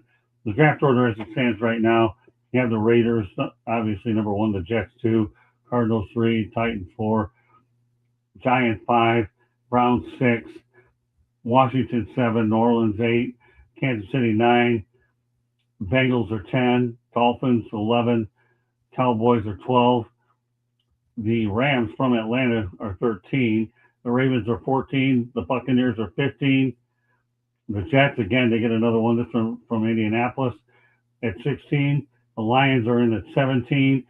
The Vikings are 18. The Panthers are 19. The Cowboys from Green Bay, and we're going to get to that in just a moment, are 20th. You have the Steelers at 21. You have the LA Chargers here. I ain't getting caught with San Diego Chargers. LA Chargers. Got the Eagles again at 23. Then you have the Browns from Jacksonville at 24. 25th, you have the Bears. Then you have the Buffalo at 26. You have the Bills. 27, you got the 49ers. 28, you have the Texans. 29, again, the Rams are back in there again. 30, you have the Broncos. 31, you have the Patriots. And 32, you have the Seahawks. And just the teams without a first-round pick, the Rams traded theirs to the LA Rams. Green Bay traded theirs to Dallas, and something we're going to talk about in a moment. Jaguars traded theirs to Cleveland, and the Colts traded theirs to the Jets. All right, I won't. Scott, got one correction. There's a correction, though. Number 10 is the Giants. Okay. Yep, number 10 is because the Bengals traded that for Dexter Lawrence yesterday. Okay, well, that. All right, thanks for the correction. Okay, Jeremy, take the lead on this. It's going to be an interesting draft because it looks like the rumor has it that the Chiefs are trying to trade up with either the Cardinals or the Titans because they're very interested in taking the running back out of Notre Dame, Jeremiah Love. I think it's a mistake to draft him that high. I think they could possibly sit there. The only team that might take him ahead of him, but I doubt it because they just got Travis Etienne is New Orleans Saints. The only other one is the Washington Commanders. I think they'd be better suited to trade up with the Browns and just get just ahead of the Commanders because the Giants don't need a running back right now. And with the 5th and the 10th pick, I think they should go O-line and fix it so Jackson Dart doesn't end up becoming like Tua. Okay. Anything else you want to add to the order? Or are you content with that? Other than that, the Rams, they got that pick because the Falcons were, willing to take the risk on somebody with a sketchy character in James Pierce Jr. that backfired because he's probably going to prison. Okay. Fair enough. Candy? Obviously, Green Bay traded out to get Micah Parsons last year. Then he unfortunately got injured, so they're not making a pick until believe it's number 52, I think, in the second round. So I could still see some movement happen. Sometimes we see that especially if you find somebody that you really want, I could see some day one trades happening yet. Chicken Nugget King's in the chat. Love it. No. Draft is always an interesting day. Everybody, is full of hope. In all these young prospects, their lives are going to change forever. Especially the ones that go in the first round, even the second round, all of them. Anybody whose name gets called, their life is going to change. They're going to have an opportunity to go out there and continue to fulfill their lifelong dream of becoming an NFL player, professional football player, playing a game that they love. Back in our day, it was, you finally get paid, but now these guys have been getting paid for quite some period of time. Some of them have been getting paid since they were in high school now. But it's a great opportunity. It's exciting for everybody. It's exciting for the fan base. They're excited about the new opportunity, the new guys that are coming in, and the hope that their team will be the last one standing and holding that and hoisting that Lombardi trophy. Yeah, I've covered the draft so many different ways. I've covered it with the Dolphins, the Lions, and the Jaguars. And obviously, Candy and I and Jeremy got to do it live. So it's pretty interesting to see how these trades go as time goes on. Okay, well, we'll go down to Kurt Signetti's national championship headset auction for 112,500. Bill Belichick's game worn Super Bowl 36 headset auction for 10,200. So go figure. And we're just talking about his Super Bowl 36 headset in 2018. Signetti's saw a nearly $90,000 increase in the top bid in the last hour. It just goes to show you that Kurt Signetti, obviously, Jeremy, he's worth more.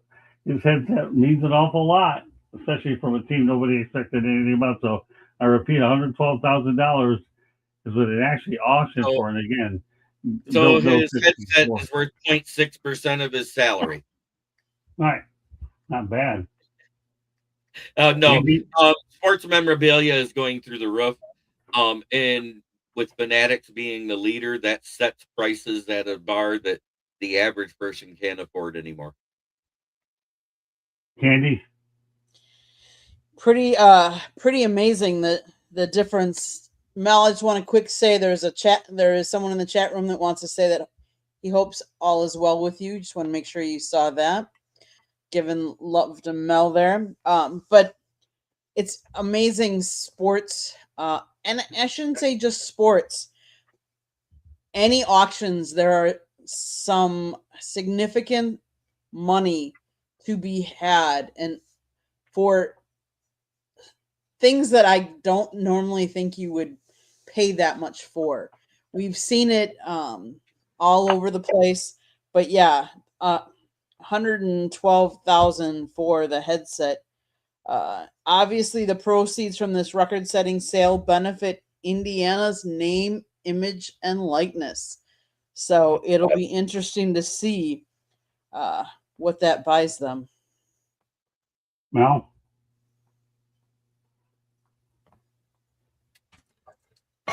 His headset selling for how much, you said? $112,600. It sold for that, or that's what it's on the market for? It sold. It went for auction at that price. That's nice. I mean, everything's for sale, right?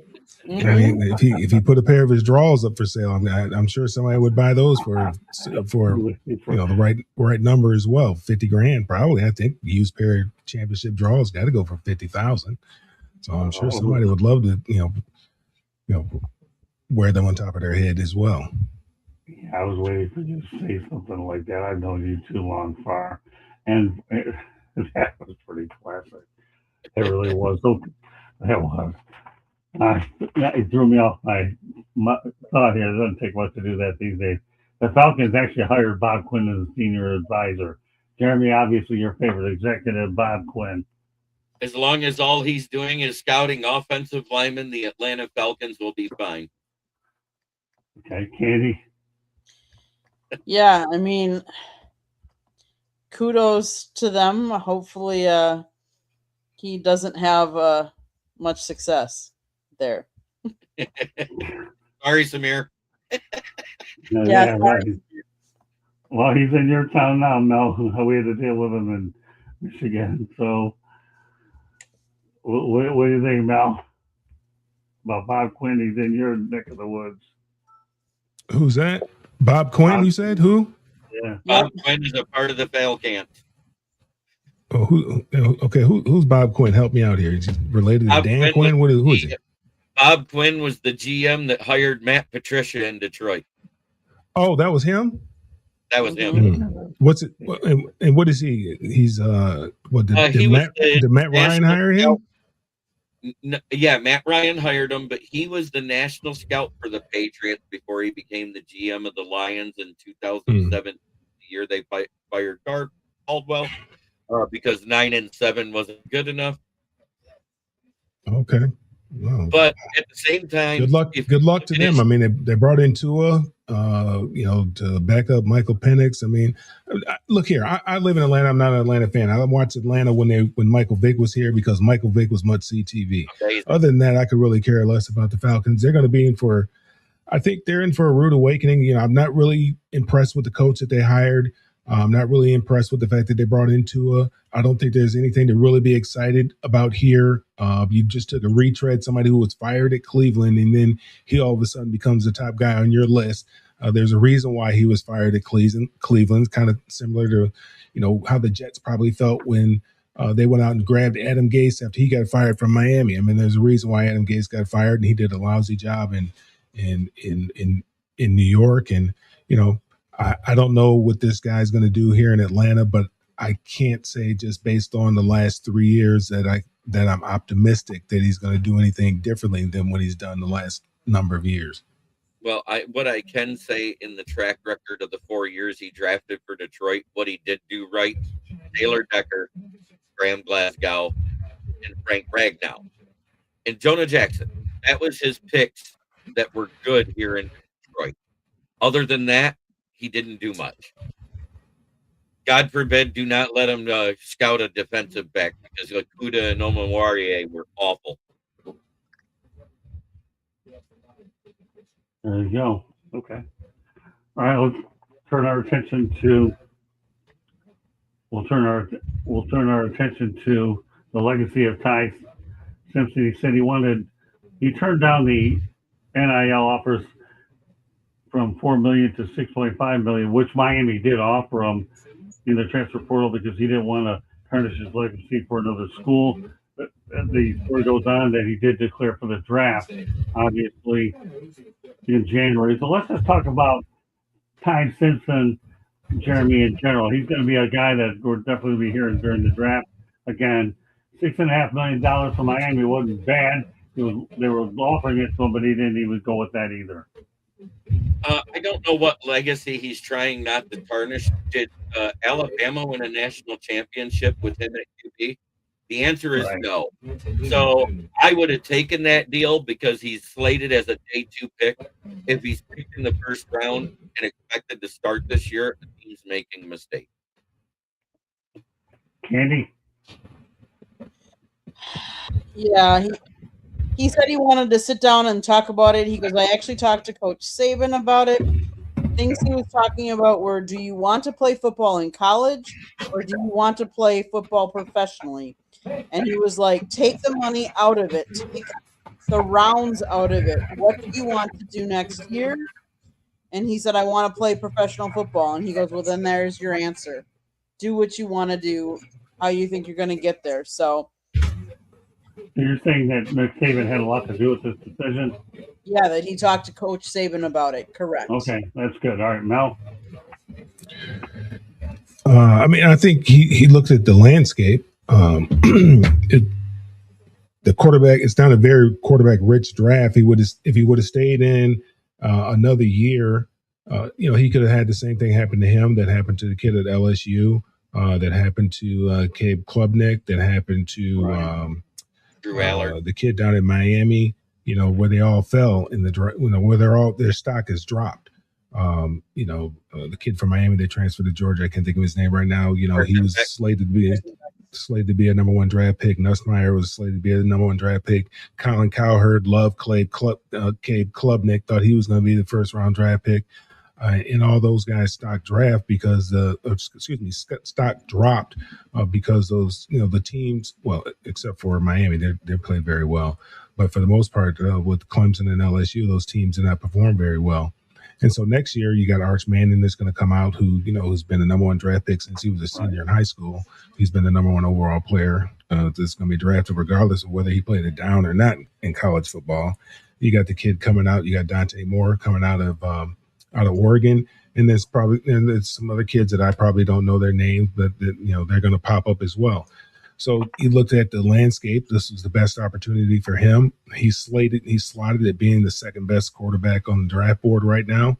So, being the second best quarterback in the draft board, he has an opportunity to go in the late round. Now, he could go anywhere from 10 from 10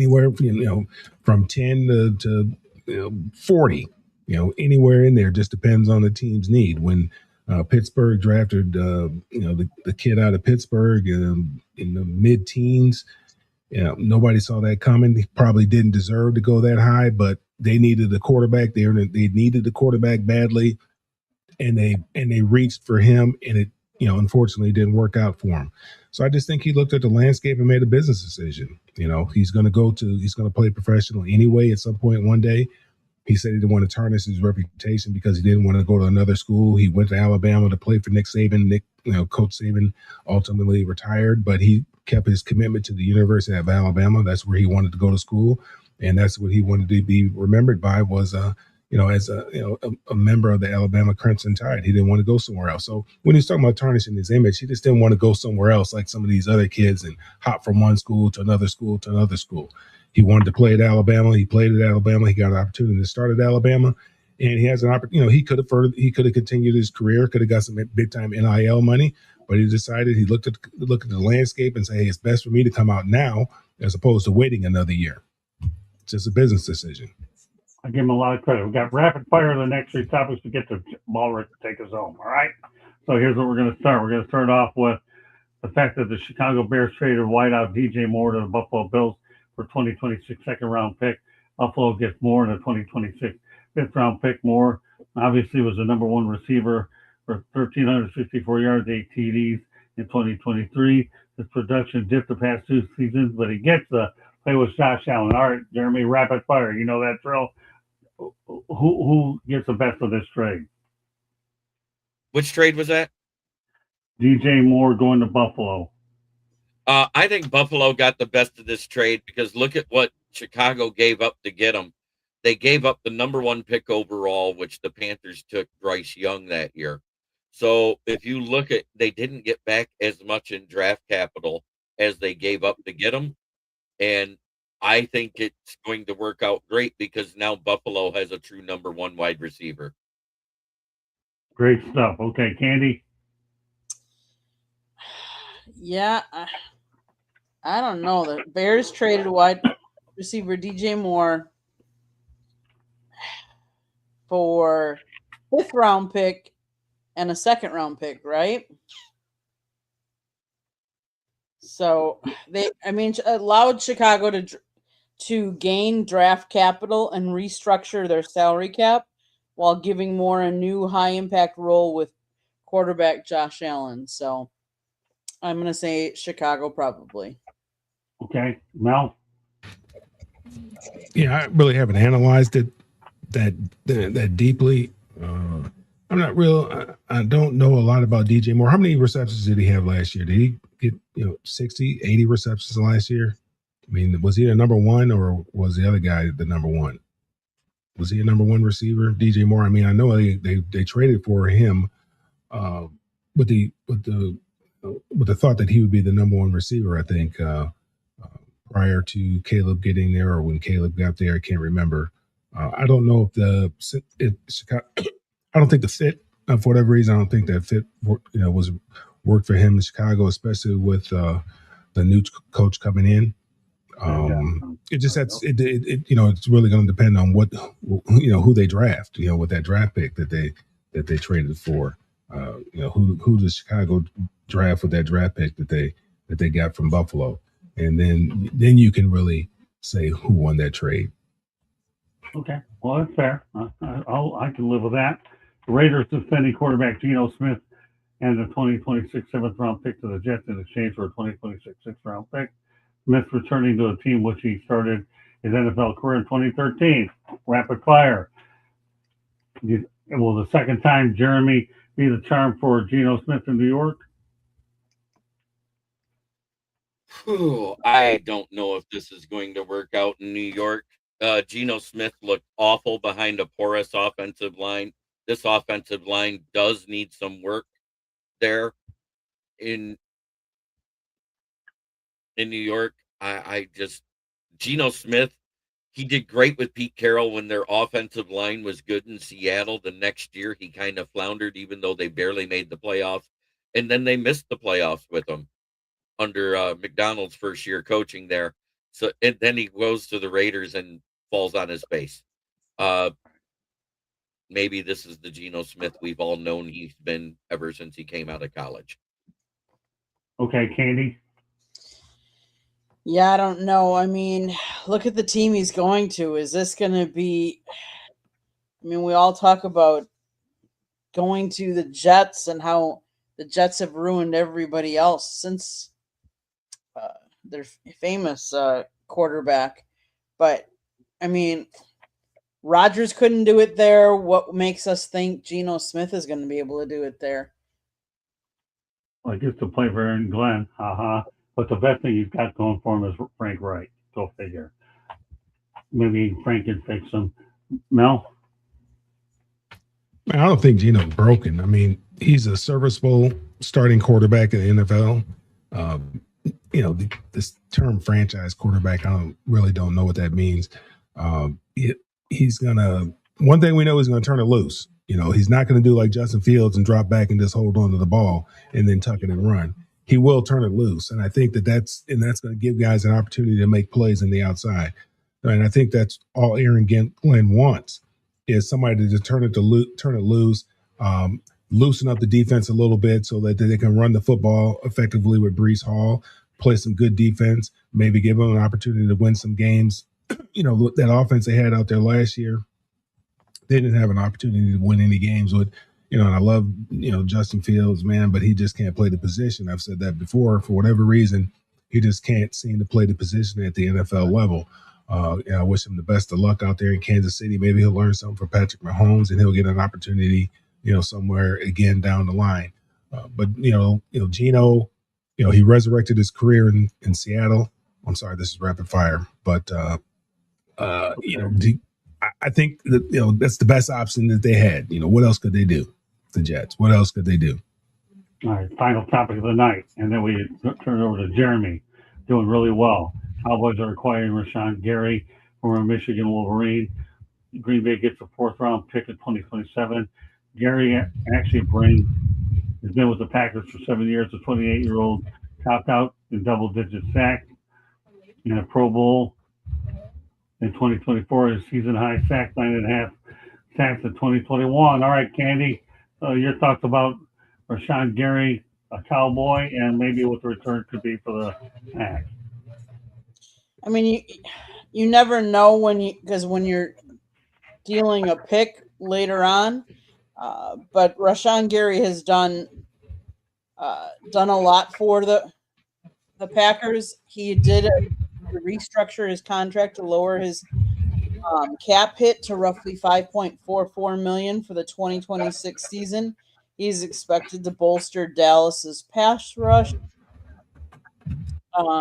He wasn't always healthy in Green Bay, but he did. I mean, he had 46.5 sacks over 7 years, so he's definitely going to be missed on the Packers. Mel? Yeah, your question was about Rashawn Gary. What was it about him? Because he got traded. He got traded during the season last year, right? Yeah, he got traded. No, he got traded this offseason. Oh, he got traded this offseason.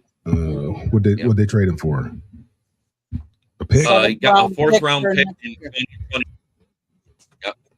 Yeah. Dallas is doing everything they can to try to bolster their defense after they let Micah Parsons get out of there. Right. Offensively, they can compete with anybody. They just have to be able to stop some people. And you just look at the league. We know it's a copycat league, right? You look at how Seattle played defense. That defense was lights out. So everybody wants to try to duplicate what Seattle did. They were able to run the football effectively, and they played great defense. So the Cowboys know that they're kind of porous on that side of the ball. They can compete with anybody on offense. If it was just an offensive game, if you're just playing 7-on-7 and it's just offense, they can compete with anybody. But they have to be able to stop somebody. In the NFL, you got to be able to stop somebody. So that's what they're trying to do. They're trying to bolster up that defense. Yeah, funny you say that, Mel, because it almost looks like the trade is like Micah Parsons for Rashawn Gary when you think about the pass rushers involved. I'm glad you brought it up in that context. All right, Jeremy, you have the last word on this topic, then you have your final co-pilot, whatever you have going, and then we're going to wrap the show up. We have about 7 minutes to finish up. Okay, Jeremy? Go ahead. Some thoughts on this trade, Jeremy. Yeah, no problem. Rashawn Gary, he'll be a good pass rusher, but he needs someone opposite him. If you look what he did with the Packers, he was solid, but he wasn't great prior to Parsons getting there. he had a great year with Parsons there until it looked like he quit on the season. I think it was right after the Thanksgiving game, even before Parsons got hurt. Okay. All right, go ahead and take it away. You have something else you want to add as we get ready to wrap it up? Well, I should point out the next time you'll see Inside the Pigskin will be on May 19th. So we have a lot of great episodes here the last few weeks. Get you ready for the draft. So feel free to go ahead and check them out again as we also had a lot of good stuff. Go ahead, Jeremy. Okay, well, that visual I have there was my latest mock draft. I actually got an A- grade overall. I went with Spencer Fanu at 17, Gabe Akis at 50, at 118, which is actually the 4th round, but it is what it is. Oscar Delp out of Georgia. I went with the defensive tackle I talked about, who should be a day 3 prospect just off of his numbers alone. U.R. Bernard. I went with Kendall Daniels, the cheetah linebacker out of Oklahoma, the 6'5", 242-pounder. Robert Spears-Jennings, a good safety, also out of Oklahoma. Julian Neal, the speedy cornerback out of Arkansas. Tanner Koziel, tight end out of Houston. And Jack Strand, quarterback out of MSU Moorhead. Because with the last pick in the 7th round, you're looking at a project player. You're not looking at a starter. And this is a guy that's 6'5", 240, has decent athleticism, moves well in the pocket, and elite arm elasticity, and set a record in Division II with MSU Moorhead with throwing 115 touchdowns in 3 years. Is that it? Great stuff, Jeremy. So, all right, so here's what we're going to do right now. Candy, why don't you give everybody a preview of what's on tap tomorrow and Thursday? And Jeremy, you're going to also give a preview of what you're going to be doing on Thursday night as well. Obviously, you're pretty much my designated co-host here on this show. But Candy, start off with what's left with our week. We have the 3 shows left on our end. Go ahead, Candace. So you have Motor City Mad Mouse Show. You have 2 episodes tomorrow? Correct. 2, and then you have Sports Exchange at 9 p.m. And then on Thursday, you are doing sports rap. Or are you doing hockey or soccer? That looks like a hockey show. So you're going to be doing hockey on Thursday night. And then you can all tune in to Mr. Jeremy's because we will be taking a little break. No, fire up. Jeremy, take it from there. What are you doing Thursday night? Well, since Fire Up isn't going and it is the NFL draft, while they get ready to travel out of the country to go to Portugal, I believe it was. That's when I will be hosting my 5th NFL draft coverage where I go over each pick and give my opinions on the draft prospects. I don't really do draft grades like you see from these websites that you get them from, because I personally feel until year 3, every team deserves a C grade. And I'll be honest with you, I'm not a mock draft guy. I think it's nothing more than a guessing game. That's it. My opinion only. Not saying yours isn't any good. It's just mock drafts for me are like fantasy football. Okay, I want the real thing, baby. Oh, I understand what you're saying, but once the Lions got where they were out of the playoffs, and I considered that with the loss to the Rams, I had that mock draft was the 96th one I've done since that loss. I'll tell you, Ballard, you're way better than I am. All I did was just get sound bites from the Senior Bowl and all that. Hey, no. You're amazing, Scott, at what you do. I just do what I do. It's two different forms, but neither one of us are any less than the other. How's that? No, you're great at what you do. I just like to stick my microphone in somebody's grill and ask questions. It might rub some people, PR people, the wrong way, but I got to tell you, that style works well with my Miami Hurricanes. They're pretty good, right, Candy? What was Mr. Gorby saying? Hey, keep them busy, do whatever he wants. Those that restrict me, we become enemies. Those that leave me alone, we become friends. Candy, tell them the relationship real quick I developed with you. You got a good relationship. They credential you for just about everything, Scott.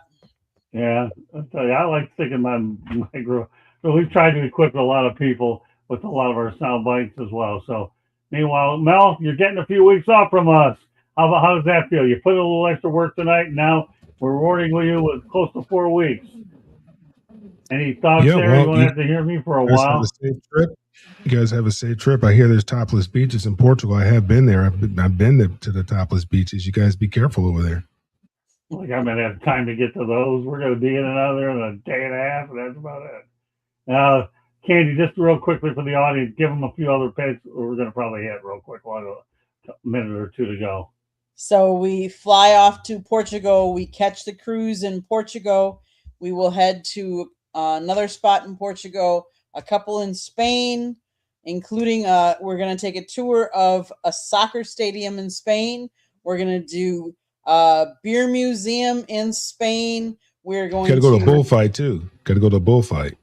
Oh, I have I don't know time. about I've been to that. Spain too. You got to go That to the wasn't an bullfights. excursion for that. Otherwise, I would have done it. I did it in Mexico. And then in France, we're going to do a wine tasting. We're going to go to Germany. We're actually going to see the Berlin Wall. And then we go to Amsterdam. We're going to go to Holland, Belgium, and then end in London, and then fly back home. That sounds like fun. You guys going to you going to see the stadium too? Which stadium? In Berlin, the Olympic Stadium. I don't know about that. I know. It's I know a excursion, so I'm not sure. I don't know what it's going to be with the Eiffel Tower, but we're going to definitely be in there, and yours truly, since I won't be on the air with all of y'all, my voice is going to probably go out there and be worn out after the 50 or 75th or 100th video I get done with these vocal cords. But it's going to be a blast. So meanwhile, I appreciate everybody hanging out with us a little bit longer tonight, and go out there and pay Jeremy a visit on Thursday night. Get better. I trained this guy. I did, but he can tell you, he's a quick study. He's my student. I'm telling you, I'm proud of Ballrick. Proud of Mel, too. Proud of Candy and Tommy's a great friend, and everybody else that participates on the network. So, all right, Jeremy, give us your closing thoughts, and Candy will give us, and then everybody will know how they get hold of them, and Candy will take us home with a final station break. Go ahead, Jeremy. As I always say, try every day to be a better person than you were the day before, because that's the only way to make the world a better place. Make sure you check out my NFL Roundtable Talks, where I will have a panel of guests with other teams as well as other Lions fans. And we will be doing what I call my Mock-a-Palooza, where we do 2 mock drafts with everybody, and them being the GM of their team, and one with trades, one without. It's a blast. If you enjoy the mock draft thing, if you enjoy watching people like Kuiper, McShay, and all the others that do it for everybody else, that's what I do. Yeah, let them know how to get a hold of you next. And you can find me here at the South Florida Tribune every Tuesday night. They go live with Inside the Pigskin, every Thursday night with Fire Up, and occasionally if Scott calls me and has a stray hair on any of his other shows as well. And then you could find me also on the SouthFloridaTribune.com, where I write about the Lions, and I have a plethora of draft profiles. I think it's up to 3 pages worth now. Might go to 4 after this one by 1. So that is the UR Bernard profile. And then, of course, you can find me on my YouTube channel, which is the KCB Sports Network, where I have programming every day but Sunday, and I plan on keeping it that way. You learned the word plethora from Candy, because that's her favorite word, by the way, because she uses it all the time. All right, go ahead, Mel, real quickly, and then Candy will take us home for her fastest station break on the planet. Yeah, you can catch me on all the social media. It looks like my Twitter is back up, or X or whatever. I don't know. They kept telling me no, and I just kept hitting the button and telling them to turn me back on again. So it looks like it's back up. So you can find me all the social media at Melfar Jr. Then follow what we have going on for the youth here and in Michigan at melfarsuperstarfoundation.org. Well, good. Whenever I get on there, I guess I'll have one more follower or two now that your account's back in real. All right, Candy, give us a quickie. South Florida Tribune Publishing Company published a book, Lessons to the Microphone, Tuning into the Enduring Wisdom of Visionary Leaders. It's written by our host, Scott Motor City Madmouth Morganroth. Available on Amazon, Barnes & Noble, Kindle, Google, and Apple Books. The audiobook is also out there. Hit up our website, www.southfloridatribune.com. If you'd like to listen to podcasts, you can find us wherever you get your podcasts. If you want to advertise or be on a show, email us at southfloridatribune@gmail.com. And last but not least, if you see that red subscribe button, click it, like us, share us with all your friends and family. Turn on your notifications. You're notified every time we go live. Thanks to everybody in the chat room. Back to you, Scott. All right. Well, that does it for This edition of Inside the Pigskin will be off until May 19th. So hope everybody enjoys a little bit of a break. But I promise you, we'll be loaded with topics when we return. We'll be back a little before, but we're going to do a different show probably on the 12th as well. So that does it for us here. God bless. Have a good night, and see you on this show in about a month. Take care, everybody. Good night.